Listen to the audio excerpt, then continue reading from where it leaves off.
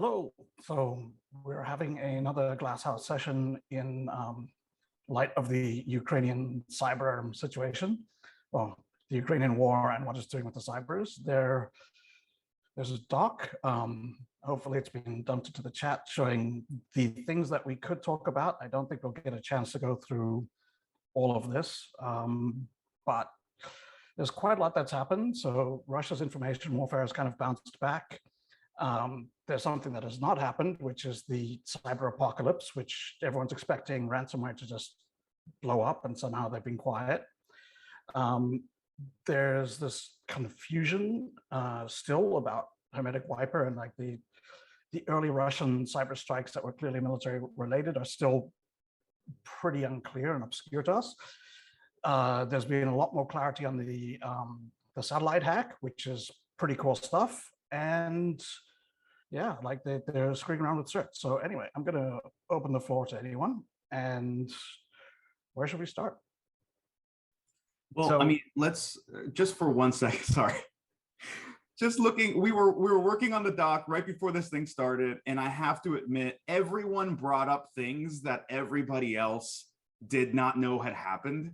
And I think we're at this point where we're beyond being able to just keep track of all of the noteworthy things that are going on. Like Pablo brought up the whole patents thing, which I did not know had happened at all. There were a couple of other things in the doc here that I feel like we need to set the tone for that a little bit, because like normally we have some pretty informed discussions, and this time around I have a feeling that we might have to do a little catching up to speed. Yeah, no, that's fair. This for a week where on the one hand very little has happened in terms of like Russian cyber has not exploded, Europe is not on fire outside of where it was on fire the week before. There's somehow been like a literal fire hose of all these other things that I don't know why Russia would need to do their fire hose of bullshit to like confuse people. You could just go with the regular fire hose of actual information. No one can keep up. But I guess what I'd actually like to start with is just Russia's information operations have returned, and they're now pushing this BioWeapons lab narrative, which has made it into the news in the US. So I'll open that up to people. So I saw a discussion about this sort of at the beginning of the crisis, where there was discussions about several bio development facilities that have been established, like towards eastern Ukraine, that Russia was also concerned about it. It kind of felt like one of these sort of secondary fallback things where it's like, well, if we can't say, if eventually we don't find any Nazi flags, we can be like, well, we also were worried about this chemical weapon stuff. Right. Yeah. If you forgot to bring your Nazi flags from home. Like, I'm sorry. Look, I understand. You guys just don't want to give them up, I think is more like it. Dmitry Operovich has educated me on the different markings that go on, like, Russian transport. But that fucking Zoomer swastika, that fucking Z that everybody's suddenly starting to put on all this Russian. Yeah. It's just rubbing me the wrong way, just a little bit, Yeah, in the middle of denazification, quote unquote, there they are all like decked out with their like half a swastika. Just half. I guess they're like. We're looking for the other half in Ukraine. Yeah. BioWeapons are not the only message. Like if you follow a couple of the sort of Russian networks, that's not the only message they're pushing. They're also pushing a message of Russian success, like military success. They're pushing relationship issues around Lavrov. They're trying to protect his reputation. They're calling him a genius for whatever that's worth. They're talking about stable genius. Maybe he was against the entire invasion.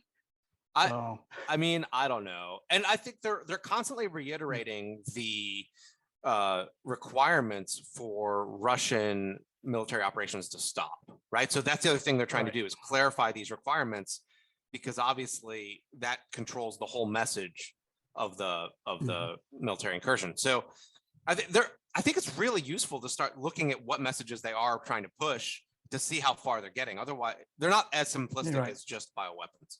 Well, is it a Right, well, cohesive it's- message? Like, is it meant to be cohesive in any way? Because like you're talking about Lavrov, there was a really interesting article from folks here in the West about the importance of Patrushev as like the second most powerful person in Russia. You know, comparing him to Andropov and the tradition of sort of these KGB folks rising up. And like, I don't disagree with it. I thought it was a great piece, but it does, like, I'm starting to get these vibes of like, I don't know if it's us pushing it or them pushing it of like, you know, if Putin weren't around, there's a few folks here who could run the show quite well, right? And I could see how that would be us, but I'm also kind of suspicious of just what's happening in Kremlin intrigue right now. I'm not seeing so much the Kremlin intrigue on what I would consider their sort of more official, like not real people. Like I can tell when they're not a real person because they post in like 17 languages. And what I am seeing though is a real push behind the fact that the United States and West are going to feel increasing inflation from gasoline prices, right? And from electricity prices. And with that, it's a reasonable message to try to push right now for them. So the thing that I'm seeing here, like the bioweapons lab has been successful in actually, like, it's being discussed on Fox News now in a credulous way. Like they're acting. I mean, it pushed through, like the nuclear thing did not. That the Ukraine's attempt to get nuclear bombs was their first, like the first narrative they were going with. That went nowhere. Now the bioweapon lab is a good one because there actually were bioweapon labs that are like 50 years old, left over from the Soviet era, and the US was helping decommission them, but they're there.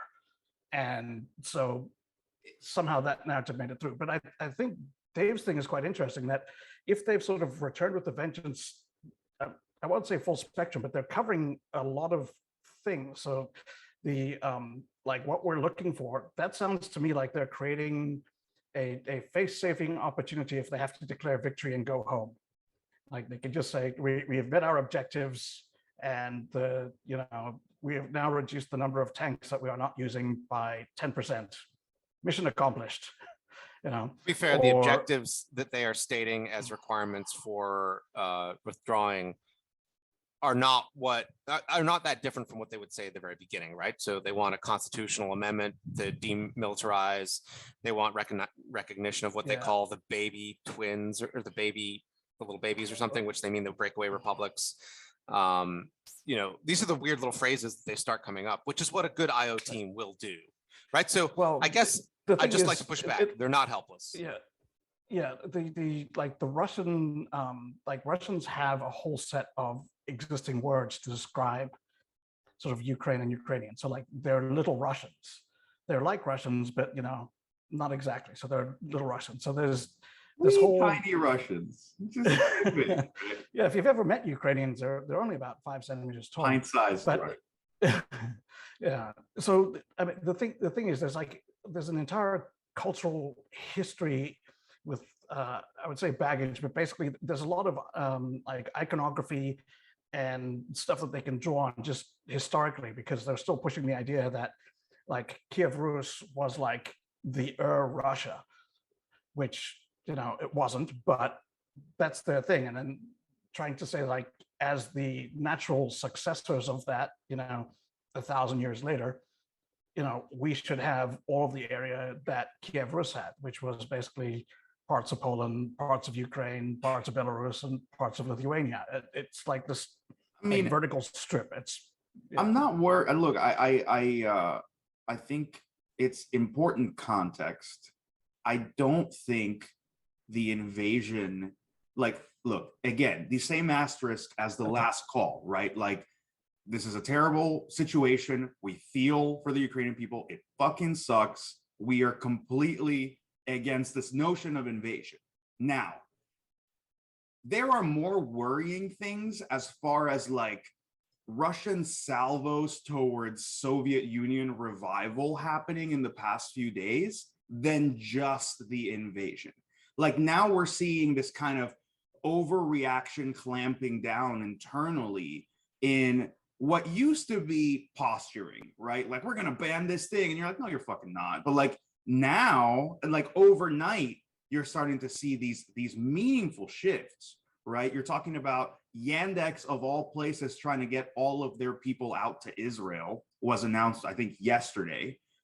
You have this trusted cert being pushed to all Russian browsers and anybody that has to go to any of like the official websites. So it's like, okay, well, now we're going full like man in the middle inside of the country. Meta has been like assigned as a radical organization. Like, where does this, where, you know, I'm not going to say where does it stop, but it's like, what is the game plan here? Like, are we full on Soviet Union now? Like, is that what we're going for? Hold on, let me just hit something real quick that Jag said, because like Meta is hitting, you know, James Bond levels of just evil, right? The fact that they have publicly stated now that they are okay and they're going to allow for a certain time people to publicly talk about killing Russians. Like, when did they become the arbiters, right? Like, when did they become Stalin? What the hell is a private always company? Been the arbiters. But yeah, but why I mean, is that if it's wrong to allowed? say, yeah, look, if it's wrong to say storm the Capitol, then it's also wrong to say kill Russians. I mean, you I kind of would have say to, yes, it's more wrong to say kill Russians. right? But I mean, you kind of have to, yeah, you kind of have to pick that you're But, like, against. which you know, Russians?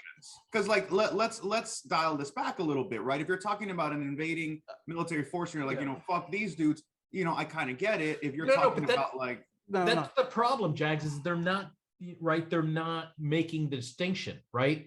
And so let's face it, there's a certain percentage of crazy people out there in the world that are just going to go, well, you're Russian, I'm just going to kill you. I don't care that you're a grandmother just picking up groceries. Dude, they're going to kill Ukrainians because they're not going to be able to tell the difference. I get that. That's a particularly bad thing. I get that, and I don't like it at all. But this is like, if we're going to switch on to the topic of Meta, which I hate that we're starting to call them that, like we're legitimizing their bullshit. Facebook didn't give a flying fuck about this when it was, you know, genocide elsewhere or anti-vaxxing here or any of that shit. So like, I don't mind them being the arbiter. I mind that they're the arbiter Their whenever lines they that they fucking draw. feel like it, and they don't always align with what you'd hope for. It's just like, in some cases They have no accountability. That's the problem, right? Like, they just make up whatever the fuck they feel like at the time based on, I don't know, like the shifting of the winds and whether Mercury's in retrograde. Can we But- sidestep that entire dumpster fire and just say Section 230 needs to be burned to the ground and rebuilt from the ground up and move on? But like, what would you replace it with, right? And I just don't think I don't think that you're gonna get a Section 230 revision anytime Listen, soon. Bart, yeah. No, It's we're like, not. You might as well ask for a unicorn, right? To ride to your congressional meat sweat. It's just not gonna happen, right? So Unicorns actually might happen if you sneak it into the defense budget. I think a unicorn You is know, more likely to happen than Section 230 revisions. And like, that's just the reality. I've always wondered why we didn't focus on the notion of like targeted experiences and silos as opposed to content. Like, for me, the biggest issue was like the biggest shift in propaganda in the 21st century is not the fact that there's more propaganda or that it's better propaganda. It's that you can create realities for targeted pockets of people and they're completely dissonant from one another. So like, I can build within the same building here in Miami, like you have people who think that like vaccines are bullshit. There's other ones who think that there's Nazis in Ukraine. There's people here who are like entirely focused on things that have never happened here in the US.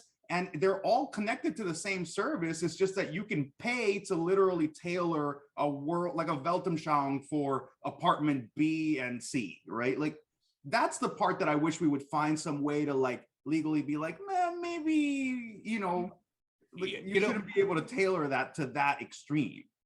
I would love to do just an hour-long talk on specifically that, because I've been talking about this for about 5 years now, SJ Turp and I. As a matter of fact, we did a 2019 Black Hat talk specifically on why this happens and how this happens. Going back to the original subject of Russia, though, what's fascinating to me is I think Putin is in desperation mode when it comes to the disinformation. Like, the disinformation they're putting out is like, it's a 30-year-old playbook. Oh, there's bioweapons there. Hey, you know what? Look back at Operation Infection in the 1980s. it was the same thing. HIV/AIDS was put out by the U.S. government in Fort Detrick to, target homosexuality and non-whites. And then, the mosquitoes that cause Zika were genetically altered out of Fort Detrick, Maryland. It's like, it's a trope, right? It's whatever the disease of the day is, came out of Fort Detrick and was commissioned by CIA, NSA, insert your alphabet soup. But did we not have a US president just try to blame a pandemic on the Chinese doing the exact same thing? Like, this is not a Russian trope. This is a government trope that happens from governments. It's a US president who was particularly susceptible to Russian tropes. Like, Thomas Ridd's book was fantastic in that it kind of gave us a nice outline of these things. But I think one of the best things Thomas did was kept pointing at like Ladislav Bittman's work, where if you go read that, one of the most amazing things about that old school understanding of IO was this is not rocket science and it's not an efficient craft. It's throw a bunch of spaghetti at the wall and then wait to see what catches. Like, we're going to throw not one narrative. I think that's where we kind of expect this, Bond villain-esque mentality of hyper efficiency. This is the survivor bias, right? Like, we see the narratives that propagate up, not everything that they throw out. So that's why our thing is like, oh my God, they're so successful. They always come up with these things. And it's like, yeah, but no one in the KGB expected us to still talk about like the protocols of Zion or, AIDS being created by the government 50 years after they seeded it into like a little newspaper article in Pakistan and tried to amplify it somewhere else. Like, that's not the intention. It just shows how difficult it is to regulate shitty but appealing narratives. There's narratives that were crafted by French propagandists before World War II that still exist in history books. Like, the thing is, narratives are stickier than like anything else you can find. People love stories. But like, I really enjoyed the discussion, but I want to try and bring us a little bit back on track to talk about Ukraine and the Russian cybers and what's going on. So where's the ransomware, Grug? Where's the ransomware? This is an excellent question. So I've got theories, but like, they're informed theories, but they're theories. So on the one hand, it has come to my attention that Putin does not consider his ransomware auxiliaries as a strategic asset. Like, they're a source of some revenue. Sometimes they can get compromised on rivals in politics. And other than that, they don't really exist. There may be a bargaining chip that he can throw on the table at some point in the future with diplomatic relations somewhere. So when he thinks about like, we will cyber the shit out of this country, he doesn't think, I will use my civilian cyber strategic assets. He thinks, I will get GRU and FSB to, I will task my security services to send their cybers. So that seems to... That's the same thing, right? If Conti works for the FSB, is that not the same thing? Well, right. Are so we... Isn't that the point? That's why there's not a specific... Sorry. Yeah, go ahead. I'm interrupting you. Don't worry about it. Yeah. So it's a two-part theory. So part one is that Putin has not issued a directive himself. Like, like FSB might tell their like pet ransomware gangs, but Putin hasn't said, rally the ransomware gangs, cry havoc and let slip the rats of war. Like, it's not a thing that he's done. But also, the ransomware gangs are they're international. They've always been international. They're not Russian 100%. They're Russian, Belarusian, Kyrgyzstan, like Tajiks. They're a lot of Ukrainians, right? So they're international in the sense that not all of them actually think that invading Ukraine was the thing that had to be done at this point in time. So there's been, internal splinters and stuff. There's a lot of disagreement about things. I don't think we should ignore the leaks. And I think we should I think there's two main points when it comes to ransomware in these particular circumstances that we did not foresee. One of them being the leaks, which I do think have folks scrambling. Like, I think particularly the TrickBot leaks. Like, when you see a dossier with like your passport name, your picture, your phone number, your whatever. And I'm very suspicious about the TrickBot leak compared to the Conti leak. Like, I don't know who has been sitting here compiling dossiers and like, here's a nice PDF for you. All the group disambiguation names and like this guy's picture, his passport. He lived in Italy once. Like, okay. That sounds like a sort of amateur thing. Like maybe I don't know about amateur. Like, I'm almost like, hey, Cyber Command, like, I'm glad you guys have, you know, feel professional in any way, you know. Yeah, not at That all, sort of right? Like, rigid, you know. Yeah, everyone's got dossiers on these folks just ready to go. Right. But like, I'm just saying, like, there's that aspect of it. There's all of a sudden you're scrambling because your group unity has fallen apart. You don't know which one of them you can trust. You don't know who has to like run out of a country or into one or whatever. That's one. yeah. The other aspect of it that I just want to really like just put a pin on for you guys and for Dave in particular is, why would you burn them at this phase when you may very well be the new North Korea of cyber in a couple of months, Yeah. and they're going to be your star fucking players. Like, these are your earners in the next phase of, we are the ultra sanctioned, back to the Stone Age, 1980s Russia, and these are the motherfuckers that are going to make us our money now, right? When they become a vassal state of China, they're going to have to do what the other vassal state does, right? They're looking at Lazarus ops and training up their guys, going, right, you know, let's get on this. Yeah, I think there's something to be said about that. Like, the North Koreans, as much as they suck, have shown that a ridiculous playbook actually works. The Iranians didn't do it. The North Koreans did it, and it has worked for them. Well, the Iranians tried it. I'm saying they didn't do it like Silas's face.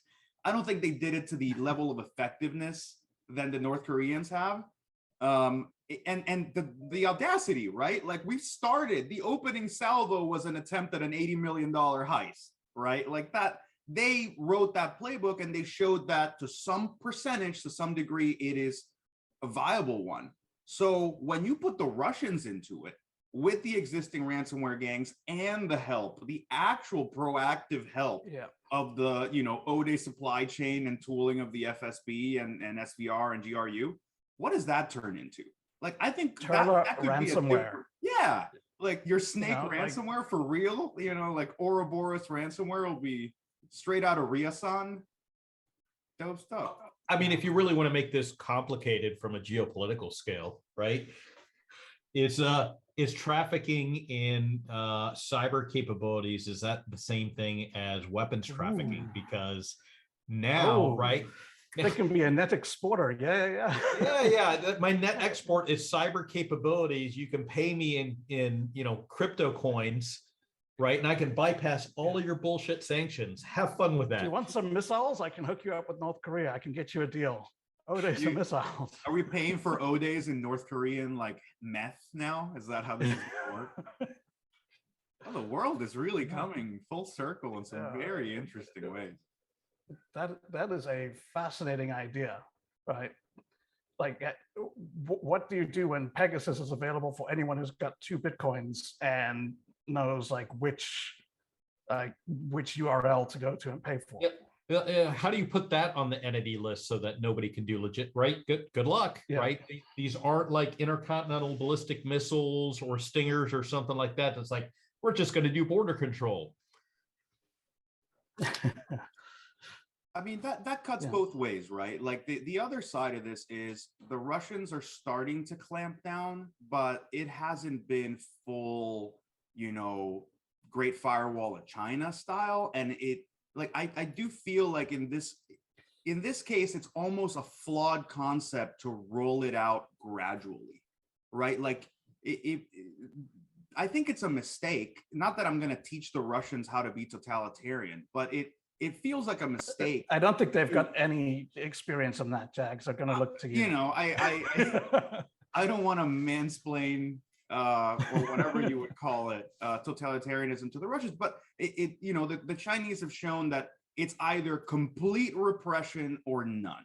You can't just be like, maybe a little man in the middle here, and like we ban a little service there, but like the VPNs are still rolling and you're still like chatting with everyone on Telegram all day and bitching up a storm and sharing videos. Like, it can't work that way. So are they gonna go like full swerve, or are you just gonna like let this thing simmer and bubble into some kind of internal, you know, explosion?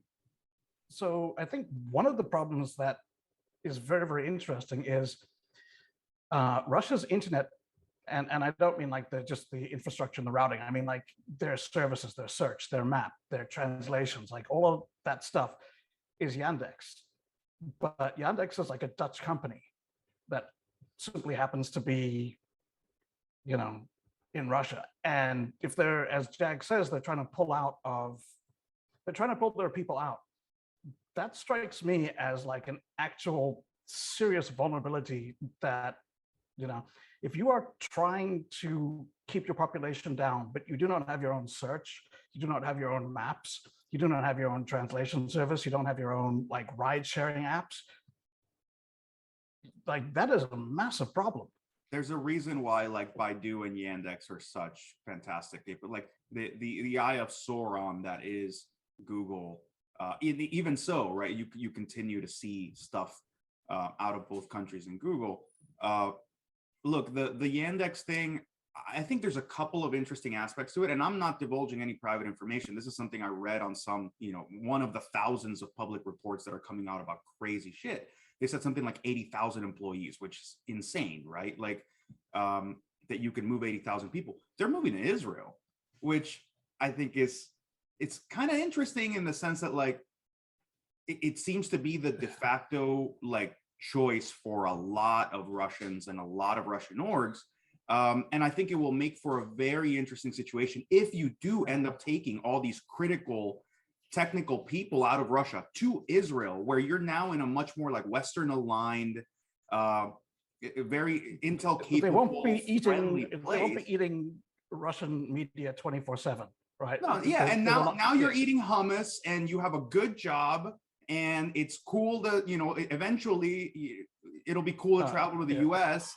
Like, how much can we finally start to see some of the dam break and be like, man, if you only knew what we had to do at Yandex, and if you like, I think that's really interesting. But are they going to let them do it? Can you move 80,000 people out overnight after it's publicly announced?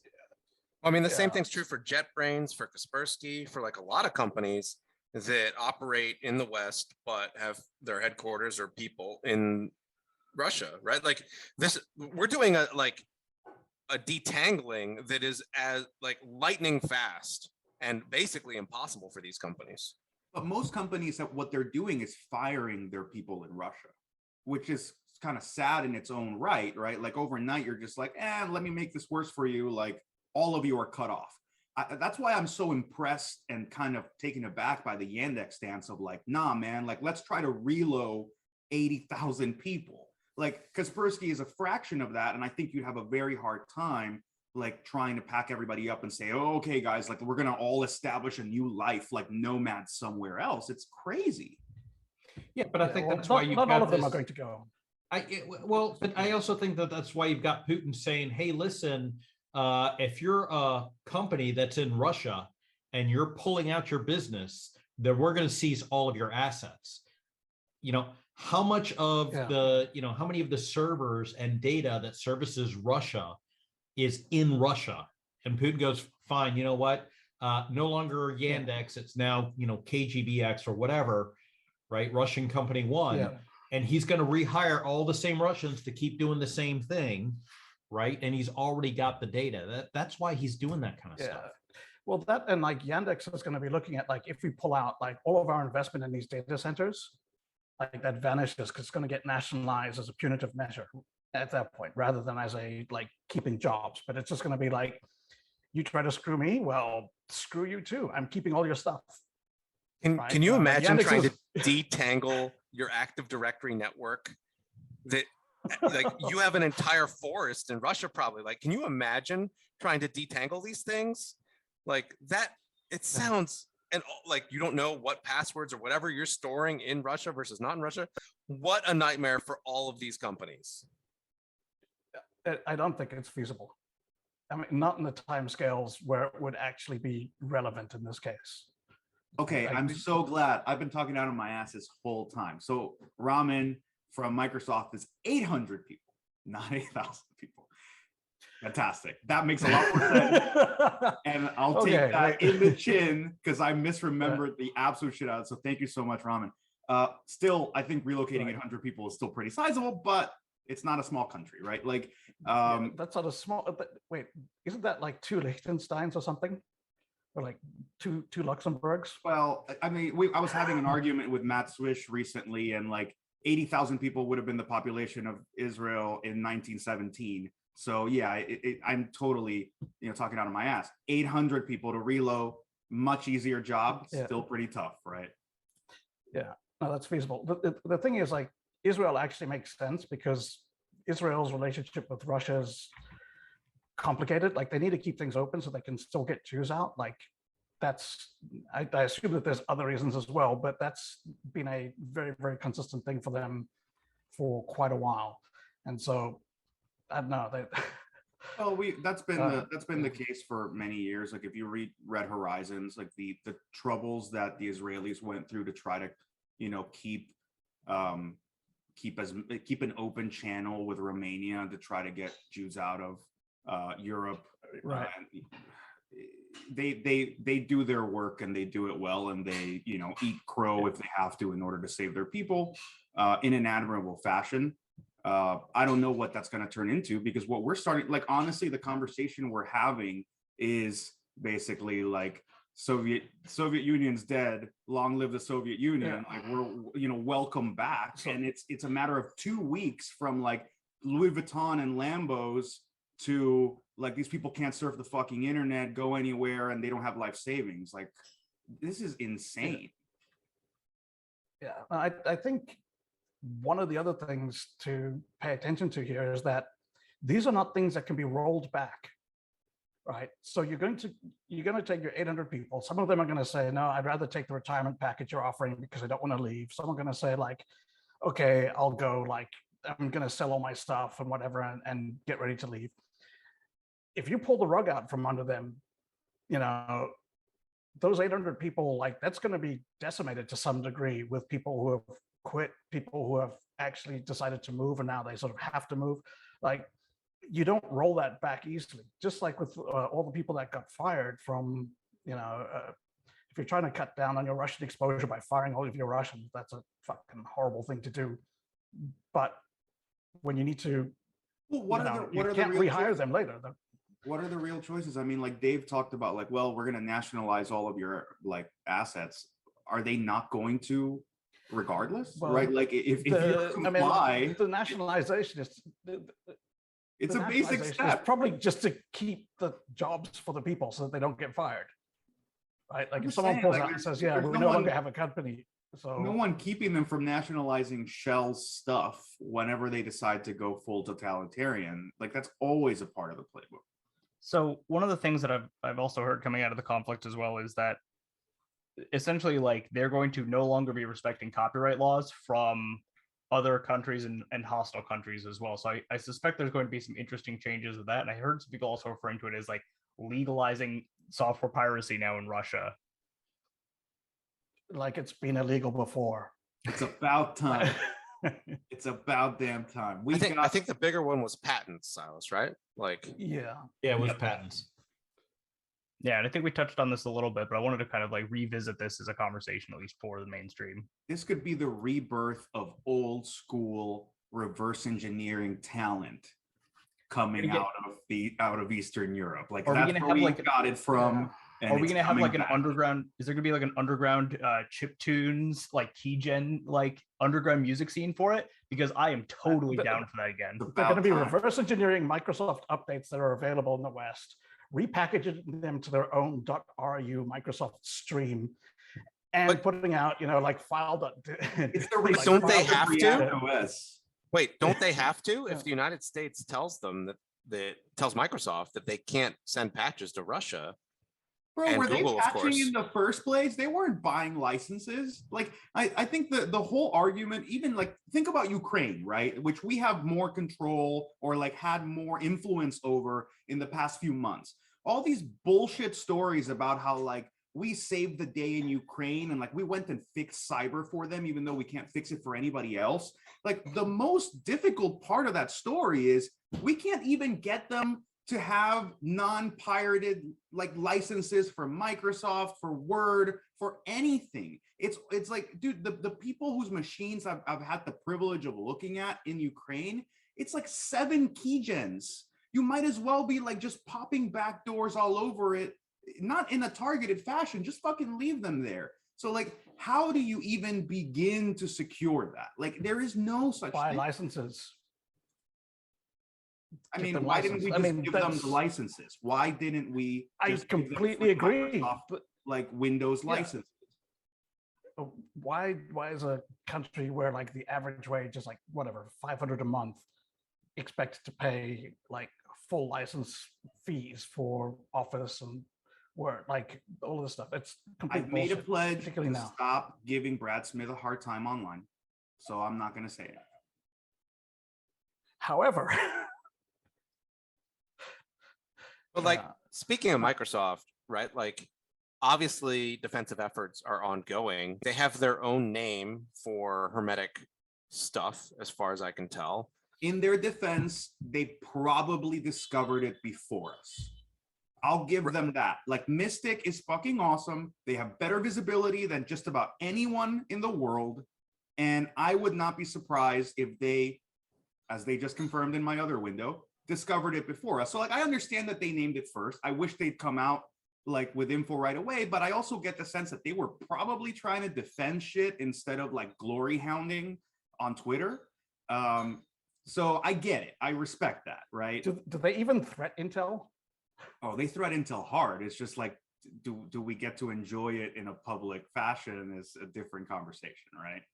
Well, I guess that brings me to my actual question, which is, how do you feel like we are handling as an industry an event of this magnitude, right? Like cooperation, doing the dissection of these things, understanding them, proper dissemination. Like, is that broken or is it not broken? I think it's the least broken it's been since the Stuxnet case. And like, I'm actually really happy about that. And I got a little teary-eyed at the beginning of all this shit where I meant it when I was tweeting out like nicer things in the first week of this before the pressure really got to me, which is like, dude, Symantec put up the first hash. ESET came in with their findings of victimology. We got, to jump on there and do some reversing. Silas got to add his stuff. This was all happening in a span of 5 hours over Twitter. We deconflicted naming in private and public. Like, this was one of the best moments for the threat intel industry in the past 5 or 6 years, where there was, yeah, of course, there's always going to be grandstanders and ambulance chasers, but the main like body of TI in the West all came together and said, this is the best that we can do for one another. And look, new samples, and look, new signatures. And like, ESET would come out with their Hermetic Wizard and ISAC Wiper. They found that entirely on their own. And they didn't, wait to make some giant fanfare of it. They threw as much as they could at us. They shared samples when they could. Like, I think this is probably the best cooperation we've publicly had since, 2012. I'll also point out as well that Ukraine still has internet access. There's times it's going down, but we joke so often about the internet and the old XKCD meme of the internet being this giant castle with that one little brick supported by a developer in Idaho. But shit's still online, and people are working 24/7 all over the world to keep those lines up. And like, I was not expecting that, and for there to be this much, and yeah. The resilience of those systems is impressive, man. Like, I mean, look, there's Viasat got all the attention because like satellites are sexy, but like Ukr Telecom, I'm trying to remember the other one that announced yesterday that they were getting hit. like these ISPs, like the mission is clearly get them off the freaking internet at this point. I don't know why it wasn't get them off the freaking internet 10 days ago, but in any case, now they're like, get them off the internet. And yeah, you know, Viasat, they bricked them. I get the sense that this other, God, I can't remember the name of this. The I'll find Viasat it. thing was military related though, right? So Isn't it all? At this point? no, I mean, it was very, very directly, like I'll tell you. Viasat offline. was directly military. I think the ISPs is we're losing the information war on top of that. Yes. Yeah. So I think they left the ISPs up initially because the plan was they wanted to publicize the proper government that they were installing, right? So they couldn't have that happen in silence and darkness because, you know, they needed the legitimacy of like showing it on TV essentially. When that didn't work, suddenly all of their, like if you don't plan to take out the internet, it's kind of difficult to just do that. Like you need some prep work, like you need to be in those ISPs, you need to figure out, you know, what routers you need to break and what you don't necessarily need to break in order to be effective. Like it takes more than a few hours just to like drop a country offline remotely. So I think that was what Viasat did. Like the whole Viasat thing, which we obviously don't have details, and like JD, Silas, and I really want them, you know, what either for our personal collections as, you know, artifacts of cyber war, or mostly because Silas would actually do some good work with one of them. But that, you know, obviously they needed some level of access. They definitely had to plan it. There was a malicious update or something of the sort that was planned. So like, we get it. There's a lot of prep going into that. You're right. It's a lot harder to take an ISP down. I don't know that it's like as hard as it's proving to be. Like, you know, Euchre Telecom was down, I want to say for 40 minutes, according to Doug Mattery yesterday. And then like the one I was forgetting is Triolan, which is another big provider there. And they were down for like half of the day yesterday. And I don't know if they're back. Like they were actually talking about systems getting bricked. So like, yeah, resources are being, you know, diverted into this whole, you know, ISP thing. And, you know, does that at least tell us that the Russians have maybe figured out some of their comms situation that isn't just using the infrastructure that's available in Ukraine? You know, maybe. I don't know if they got some walkie-talkies or something. Well, at the beginning of the conflict, it sounded like they were just doing everything over VHF and UFH radios. Like Baofeng radios are alive and well. And that's also been the thing as well, as reportedly like they've been dependent on the cell networks of Ukraine as well in order to like communicate effectively. So like hitting telecos is a risky thing just in general for the way that they've positioned themselves going into this. I think the cascading effects are also hard to tell. Like with Viasat, I think they should have known that it was going to have external effects. And while you can say that it didn't matter, the only reason we noticed is because it hit Germany, right? Like there's so much going on. I don't know that we would have been able to tell like, oh, look, satellite routers in Ukraine happen to go down right now. If it was intended as a military like strike, the military is not going to come out and be like, they have interfered with 20% of our communications capability. Here's the hashes. Like that's not a thing that would happen, particularly at the start of a war. So I love all the Article 5 like cyber fearmongers who are like just sidestepping the Viasat bit. Like, yeah. Well, no, that thing didn't hit like power generation in Germany, a non-combatant nation at all, because that would involve Article 5. Let's not. I didn't want to, but I have to now. Yeah. I mean, like no one's looking at Article 5 and being like, geez, you got us on a technicality. I guess we have to start World War III. I mean, we didn't want to, but we have to. And now. you know, to what extent should it be a technicality, right? Like we're all sitting on our hands in the absolute fear. Like that's bad characterization, but like we're all definitely moving very slowly because of the very realistic fear of setting off a world war. At the same time, like we're getting a lot of pressure from Western European nations, like Poland, like just wanting to kind of push us further into the conflict. And I'm like, I mean, Germany just got a fantastic excuse. Like, yeah, but the problem is it's Germany, right? Which is never going to err on the kinetic side, right? Poland's looking at it going, we're like a domino down. Like we're the next domino, right? The It's not an existential threat for Poland. It's a real threat, right? It's an existential threat for Germany and a very existential threat for the United States, who's looking at it going, yeah, we don't want to get dragged into this. We're going to bear the brunt of it. And it's on the other side of the ocean. We totally did not see this, same scenario play out in World War II. Yeah.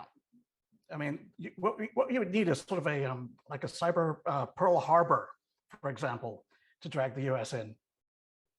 Boom. Thank you. You said cyber Pearl Harbor. Who's got bingo? Anybody in the crowd, claim your prize. Let me help you out. Public-private partnership. Well, that's how we're going to stop it. Information sharing. As Jags was saying earlier, we had a real sort of cornucopia, a golden age. Claim your prize. Yeah. It is a Viasat router. Right. So I think the surprising thing has been the lack of there's been this narrative of there is no cyber, but there has been a noticeable drop off in ransomware being in the news. And I don't know if that's because the amount of ransomware has gone down, or that the bandwidth available for talking about terrible things in the world is, I mean, look, the amount of ransomware hasn't necessarily gone down. I think there's almost like a shameful streak in ransomware right now, like Lapsus, which, if you ask me, sounds like a bunch of 16-year-olds who don't even deploy ransomware are holding giant companies over a barrel right now. And it just seems to be a bunch of kids, if you ask me, who are the kind of folks who are open source NVIDIA drivers for Linux. And is that really that's the hill? That's where you're dying. I'm sorry. Have you had to recompile your kernel to get your video drivers working? Because that is a hill people die on regardless. My point exactly, right? This is all you do is you buy a new laptop. That's the only way you can make it work. It's the simplest solution to getting Linux to work. So I don't know why you're not all compiling your kernels from scratch using Gen 2 anyway. I mean, that's the only way to really. I'm sorry, Pablo, you just aged yourself. I think you're talking about Arch nowadays, right? Arch is for communists. Listen, it's Gen 2 and BSD. Those are the only safe. No, I'm sorry. If we're looking at just the fact that everyone is talking about Ukraine, everyone's focused on Ukraine. You have the inevitable question, what are the Chinese doing? Right? What are you missing? Why are they suddenly pumping out propaganda against American cyber attacks? Today, there was another article, and Reuters, that was a very weird one. Completely unexamined by the Reuters reporters. It obviously wasn't Chris Ving or anyone that actually knows their shit on the cyber side. Because so bad, we think it was Bloomberg. Yeah, it may as well have been a Jordan Peterson piece, but with less quotes. Honestly, there was no quotes. It was just 4 paragraphs of the Chinese are getting pummeled by the Americans, and now in sports, you're what the fuck is this? It was even better. It was China is being used to attack Russia by the Americans, which is I don't even know where they're going with that. That's a weird narrative to be pushing out, but also. But it's the third. It's the third in a line of it's been, I think, 2 or 3 weeks. There's the CIA or the NSA. Pangu Lab report, which was actually technical. Then there was the 360 piece, which was complete propaganda. There wasn't a single indicator, just 360 also just killed Firefox, RCE, and Sandbox Escape as well last week, or earlier this week. And that's a sort of bug combo that's only useful against Tor browser, because no one uses Firefox that you care about. So my suspicion there is that what are they maybe they're are we actually taking this opportunity to just pummel China on the side, and they're what the fuck? Is that what's happening? No, I would say that perhaps an explanation is that the Chinese do see traffic from China to Russia, and they want to make sure the Russians know it's not them. Is that a reasonable explanation? I think there needs to be a lot more supporting evidence for that, because like we've historically seen APT groups out of China that have gone after Russia aggressively and made pretty significant breaches there.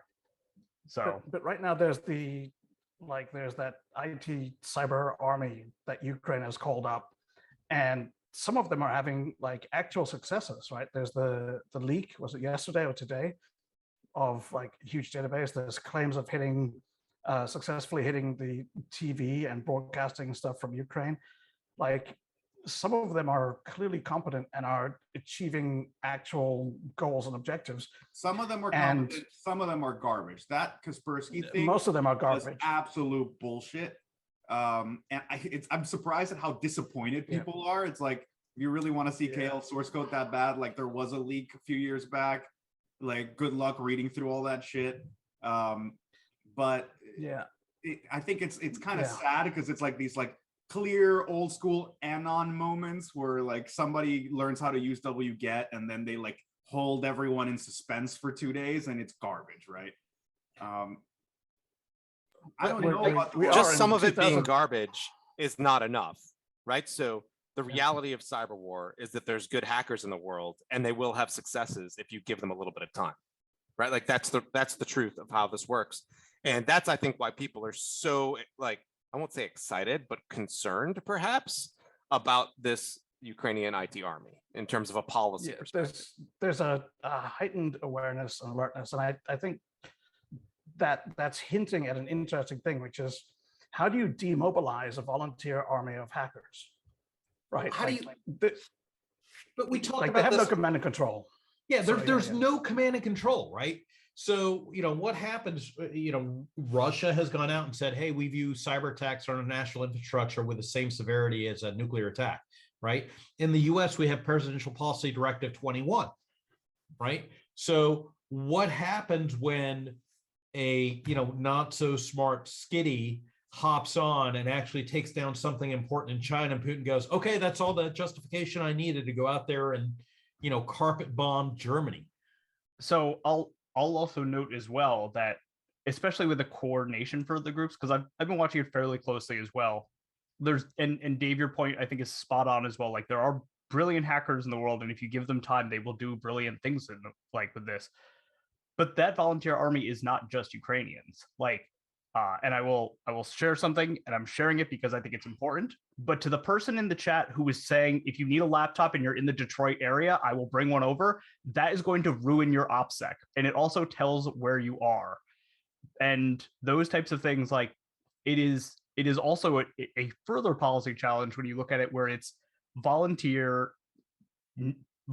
from different nations that are unaligned with their governments doing things. Yeah. Can this be the precedent where we finally carve out some semblance of maybe it's okay to hack from the US if you're doing it in certain directions? Because I know that we don't have the stomach for that, but we have talked about this a million times about the imbalance, right? Like it's all inbound attacks, all inbound ransomware, all inbound DDoS. Like at what point do you have the Detroit hacker space, it's time to go out there guns blazing? And bingo, we've done, we've got Cyber Pearl Harbor and letters of marque. That is a horrible idea. But let's back up for a sec. Let me just throw out there, go back to my previous, vocation, working in US DOD, which doesn't mean I'm completely clueless, but the profession of arms is a profession. And the last thing that those professionals want is amateurs mucking up the works. We don't need that. But even from a professional cyber policy standpoint, we've also really pushed the idea of certain boundaries. And we've, been trying to explain to the Russians and the world that NotPetya was over the boundary, right? They should have boundaries. And they might have listened. That's why I'm so almost annoyed at the quality of documentation of Hermetic Wizard, because it really does matter from a cyber policy standpoint, whether or not Hermetic Wizard is a worm or a deployment mechanism, and they're two very different things. I'll lie. Look, so the samples are finally public. We didn't want to break TLP. So the samples are finally public. I'll live reverse it this weekend, and you can take that tweet and do whatever you want with it. My reversing will, suck like it always does, but at least you have a point of reference. Like, that's my bit. I'm sure we have an internal chat here, and one of the things that came up is like, where's Eddie Snowden in all this? And I was about to make a really a swerve of a segue into saying I'm sure Snowden will coordinate some of the efforts in Russia just to help the IT army out as well. I'm sorry, I was the one that threw that turd. I just Well, it's not. I mean, it's not. I think that these are great moments to see where, for folks that were having a hard time stomaching the reality of some of the personalities we've been dealing with. Where's your Greenwald? Where's your Snowden? Where's your blah, blah, blah, blah, blah? This is the moment. Now's your moment. Like, it's as clear as day. Yeah. And that's it, man. Like, let's just gloss past that one. It's it. Right. Yeah. On that note, we're almost at the end of the hour. So I'm going to throw it open for final comments. We've already hit the Cyber Pearl Harbor, letters of marque, information sharing from JAGS, and public-private partnership, I think, has been touched on. Bingo. So if there's any other major policy directives that we want to get out there, now's the time. No, I'm answering. You're on mute. I'll finish off my segment, or whatever it is you would call my tiny slice of time, with the observation that things are happening really fast, and a lot of the initial thoughts about what happened in Ukraine with cyber were hopelessly simplistic, and it'd be useful to measure our analytical time. I've heard some people say it's sort of like 72 hours, which is an eternity in this war. So I just think, I don't know what that time is. I don't know how good our analytics are, but it would be good to know. So that's kind of where I'll stop. Yeah, well, I'll just agree that 72 hours is an eternity. I published a Twitter thread about cyber in Ukraine, which was current at the time, and that was 3 days ago. And now there's already a bunch of things that need to be updated because what was sort of obscure or not necessarily confirmed then has now, there's been updates and changes. So, things are moving very, very fast. And, I think the one thing that we want to make sure that we don't lose track of is this is a humanitarian disaster. People are dying and being starved and running out of food and fuel to stay warm, and that is a absolutely terrible thing. And we would really, really like the war to be over so that we can just talk about the cybers rather than talk about a cyber war. We want it to be over so badly on that front that let's have a psychoanalysis session for a second. As an industry, we're hyper fixating on the elements that we feel we can control, that we can help in, which is, I think, the motivation, well, for the most part, beneath all these arguments about where's the cyber, where's the cyber, where's the cyber? We know where the cyber is. We've seen the cyber.